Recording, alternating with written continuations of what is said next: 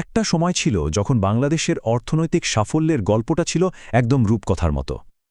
কিন্তু সেই রূপকথার গল্পই হঠাৎ করে এক বিপজ্জনক মোড় নিল। আর এমন এক মোড় যেখানে দেশটাকে আন্তর্জাতিক মুদ্রা তহবিল মানে আইএমএফের কাছে এক বিতর্কিত ঋণের জন্য হাত পাতে হল। তো প্রশ্ন হল, কিভাবে এমনটা হলো? চলুন এই পুরো বিষয়টার গভীরে গিয়ে দেখি আসলে কি ঘটেছিল। বেশি দিন আগের কথা কিন্তু না, এই তো 2021 সালের আগস্ট মাস। বাংলাদেশের বৈদেশিক মুদ্রা রিজার্ভ পৌঁছেছিল তার ইতিহাসের সর্বোচ্চ চূড়ায়, $48 বিলিয়ন। ভাবা যায়, এটা ছিল দেশের অর্থনৈতিক শক্তির এক দারুণ প্রতীক। সবার মনে তখন ভবিষ্যতের জন্য এক বিরাট আশা। কিন্তু সেই চূড়া থেকে পতনটা ছিল খুবই নাটকীয় আর খুব দ্রুত। 48 বিলিয়ন থেকে ব্যবহারযোগ্য রিজার্ভ আজ কোথায় এসে দাঁড়িয়েছে জানেন? প্রায় $20 বিলিয়ন। তো এই যে একটা বিশাল ধস, এটাই আমাদের আজকের আলোচনার মূল বিষয়। তো স্বাভাবিকভাবেই প্রশ্ন আসে, একটা দেশের এত বড় একটা সঞ্চয় এভাবে উধাও হয়ে গেল কিভাবে? আচ্ছা, এই প্রশ্নের উত্তর খোঁজার আগে চলুন আগে এটা একটু সহজ করে বুঝে নিই। এই যে আমরা রিজার্ভ বা সঞ্চয় বলছি, জিনিসটা আসলে কি, আর এটা একটা দেশের জন্য এত গুরুত্বপূর্ণই বা কেন? দেখুন, খুব সহজ করে বললে বৈদেশিক রিজার্ভ হলো একটা দেশের জাতীয় মানিব্যাগ, বা বলতে পারেন একটা ইমার্জেন্সি সেভিংস অ্যাকাউন্ট। এই মানিব্যাগে মূলত মার্কিন ডলার থাকে, আর এই ডলার দিয়েই একটা দেশ বিদেশ থেকে জরুরি জিনিসপত্র কেনে, যেমন ধরুন জ্বালানি, খাবার, ওষুধ, মানে যা যা সে নিজে তৈরি করতে পারে না।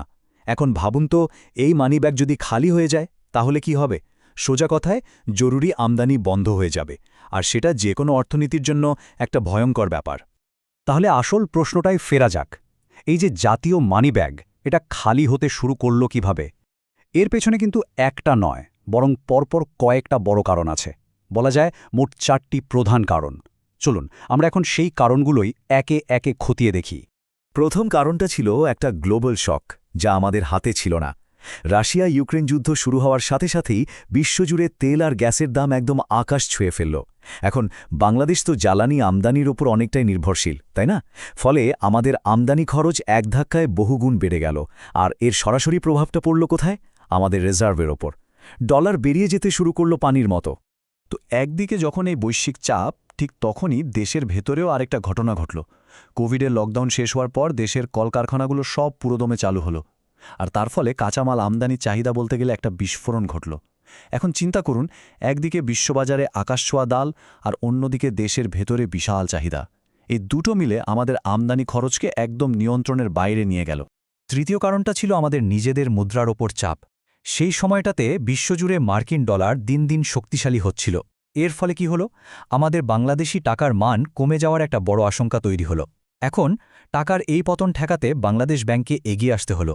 তারা বাজারে ডলার ছেড়ে টাকার মান ধরে রাখার চেষ্টা করল, কিন্তু এই চেষ্টা করতে গিয়ে বিলিয়ন বিলিয়ন ডলার খরচ হয়ে গেল। আর সেই ডলারটা এলো কোত্থেকে? সরাসরি আমাদের রিজার্ভ থেকে। আর চতুর্থ কারণটা এমন একটা বিষয় যা নিয়ে খুব বেশি আলোচনা হয় না, সেটা হলো হুন্ডি, মানে ডলার লেনদেনের অনানুষ্ঠানিক একটা ব্যবস্থা। তখন হচ্ছিল কি, এই হুন্ডির বাজারে ডলারের রেট ব্যাংকের চেয়ে অনেক বেশি পাওয়া যাচ্ছিল। ফলে প্রবাসীরা যে রেমিটেন্স পাঠাচ্ছিলেন তার একটা বড় অংশ আর ব্যাংকিং চ্যানেলে আসছিল না। সবাই হুন্ডির পথেই টাকা পাঠাচ্ছিল। এর ফলটা হলো মারাত্মক। একদিকে আমদানি মেটাতে রিজার্ভ থেকে ডলার বেরিয়ে যাচ্ছে, আর অন্যদিকে নতুন ডলার রিজার্ভে আসাও কমে গেল। এখানে রিজার্ভের হিসাব নিয়েও একটা মজার কিন্তু জরুরি ব্যাপার আছে। দেখুন, সরকারিভাবে যখন রিজার্ভের কথা বলা হয় তখন একটা মোট অঙ্ক দেখানো হয়, কিন্তু সেই মোট অঙ্কের মধ্যে এমন কিছু ডলারও থাকে যা আসলে চাইলেই সাথে সাথে ব্যবহার করা যায় না। আইএমএফ এসে বলল, আসল ব্যবহারযোগ্য রিজার্ভ, মানে যেটা আপনারা সত্যি সত্যি খরচ করতে পারবেন, সেটার পরিমাণ আসলে প্রায় $20 বিলিয়ন। তো কাগজের হিসাব আর আসল হিসাবের এই পার্থক্যটা বোঝা খুব জরুরি, কারণ এটাই আমাদের সংকটের আসল গভীরতাটা দেখিয়ে দেয়। তো এই রকম একটা পরিস্থিতিতে যখন চারদিক থেকে চাপ বাড়ছে, তখন বাংলাদেশ একটা বড় সিদ্ধান্ত নিল। সাহায্যের জন্য দ্বারস্থ হল আন্তর্জাতিক মুদ্রা তহবিল বা আইএমএফের কাছে। কিন্তু এটা এমন একটা সিদ্ধান্ত ছিল যার সাথে জড়িয়েছিল অনেক বড় ঝুঁকি আর বিতর্ক। এই সংকট সামাল দিতেই বাংলাদেশ আইএমএফের কাছে ঋণের আবেদন করে, আর 2023 সালের জানুয়ারিতে $4.7 বিলিয়ন একটা লোন প্যাকেজ অনুমোদনও পায়। এটা ছিল ওই মুহূর্তের জন্য একটা বড় স্বস্তির খবর, একটা লাইফলাইনের মতো। কিন্তু এই স্বস্তির পেছনেই লুকিয়েছিল বেশ কিছু কঠিন শর্ত। দেখুন, আইএমএফকে প্রায়ই একটা খুব কড়া ধাঁচের ব্যাংকের সাথে তুলনা করা হয়। ব্যাপারটা অনেকটা এরকম, সে আপনাকে বিপদে টাকা ধার দেবে, ঠিক আছে, কিন্তু বিনিময়ে আপনাকে তার দেওয়া একটা আর্থিক ডায়েট প্ল্যান অক্ষরে অক্ষরে মেনে চলতে হবে। এখানে কোনো রকম ছাড়ের সুযোগ নেই। এই তুলনাটাই আসলে বলে দেয় যে আইএমএফের লোন মানেই হল একগাদা কঠিন শর্ত। তো কি ছিল সেই সব শর্ত?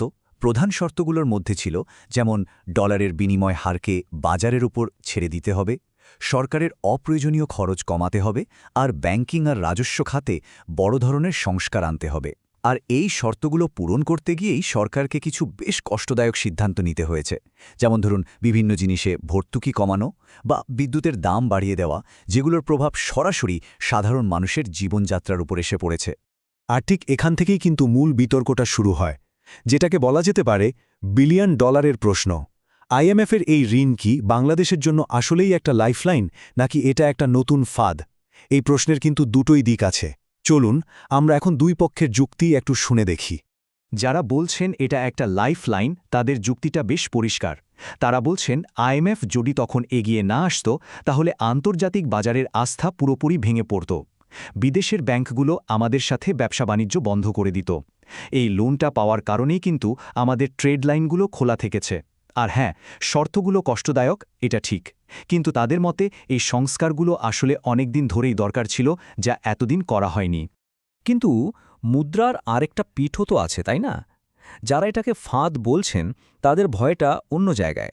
তাদের মতে আইএমএফের এই কঠোর শর্তগুলো মানে ব্যয় কমানোর চাপ, এটা দেশের অর্থনৈতিক প্রবৃদ্ধিকে ধীর করে দিতে পারে।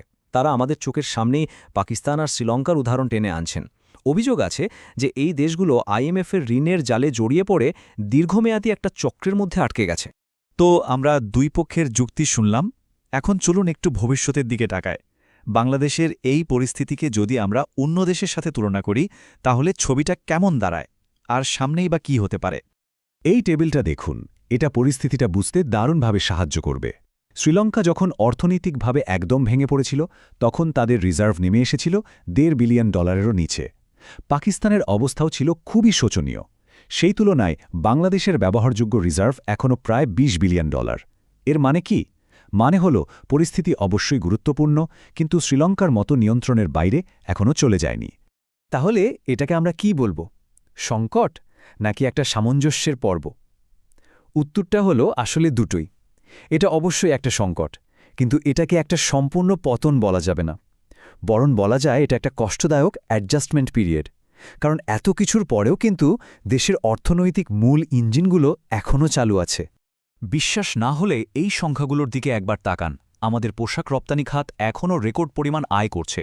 প্রবাসীদের পাঠানোর রেমিটেন্সও সর্বোচ্চ পর্যায়ে আছে। আর এত কিছুর পরেও এই অর্থবছরে দেশের জিডিপি প্রবৃদ্ধি প্রায় 5.8%। এটা কিন্তু প্রমাণ করে যে অর্থনীতির ভিত্তিটা এখনও বেশ মজবুত। তাহলে বাংলাদেশের জন্য সামনের পথটা কেমন হতে পারে? বিশ্লেষকরা মূলত 3টি সম্ভাব্য ভবিষ্যতের কথা বলছেন। 1. পুনরুদ্ধার, মানে যদি সব সংস্কার ঠিকঠাক কাজ করে তাহলে অর্থনীতি আবার ঘুরে দাঁড়াবে, রিজার্ভও বাড়তে শুরু করবে। 2. স্থিতিতা, মানে কোনো মতে জোড়াতালি দিয়ে চলা, যেখানে প্রবৃদ্ধি কমে যাবে আর সমস্যাগুলো পুরোপুরি সমাধান হবে না। আর 3 নম্বর, যেটা সবচেয়ে ঝুঁকিপূর্ণ, সেটা হলো অবনতি। যদি কোনো কারণে রাজনৈতিক অস্থিতিশীলতা তৈরি হয়, তাহলে এই সংকট আরও অনেক গভীর হতে পারে। তাহলে শেষ পর্যন্ত আমরা কোন প্রশ্নে এসে দাঁড়ালাম? প্রশ্নটা শুধু এটা নয় যে বাংলাদেশ আইএমএফের লোন শোধ করতে পারবে কিনা। আসল প্রশ্নটা আরও গভীর। আইএমএফ কি বাংলাদেশকে এই বিপদ থেকে উদ্ধার করছে, নাকি এর শর্তগুলো দিয়ে দেশের অর্থনীতিকে এমনভাবে বদলে দিচ্ছে যার প্রভাব হবে সুদূর প্রসারী? এই প্রশ্নের উত্তরটা আসলে কি হবে তা হয়তো সময়ই বলে দেবে।